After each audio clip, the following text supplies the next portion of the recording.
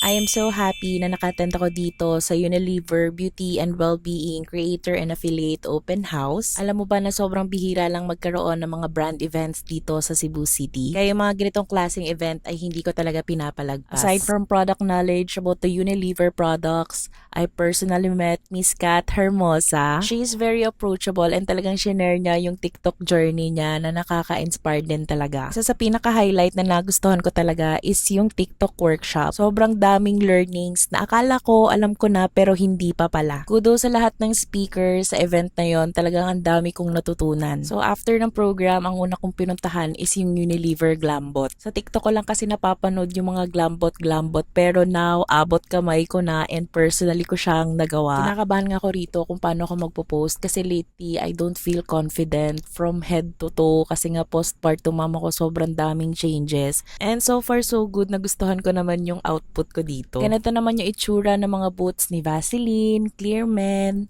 Cream Silk Pants, so lahat yan iikutin ko. Yung pinakaunang boot na pinuntahan ko is si Vaseline. Dito nagpa-test ako ng Vaseline Glutathione Lotion. Ang bilis lang ng absorption niya and nakaka-moisturize. Next is we have the Clearman wherein meron silang trivia game kung fake ba or flat. Next boot naman ay dito naman tayo sa Sunsilk. Meron silang new product wherein i-spray mo siya sa hair mo and sobrang bango and refreshing niya after spraying. At dahil nagustuhan ko siya and sobrang layo pa na binyahe ko kaya dinagdagan ko na lang din yung spray ko sa buhok. One of my favorite talaga is Dove. At sadly, hindi ako masyadong nakapag-explore ng products nila dahil nga marami ring naka-line up. Ang ganda rin naman kasi talaga ng setup ng booth nila. Kahit mag-picture-picture aura ka dyan, go lang. Ang kagandahan kay Dove is meron silang naka-set up ng complete care guide for us girlies. We also have here the Cream Silk boot and yung pants na sadly hindi ko rin masyadong na-explore kasi sobrang crowded pa rin niya, nakailang balik na ako. All in all, sobrang satisfying lang na maka-attend na ganitong klaseng event. To think, bit-bit ko pa yung PR kit ko and I'm so proud and happy for myself. Thank you so much Unilever for this kind of event. Lalong-lalo na meron pa kayong pa-PR kit para personally naming matry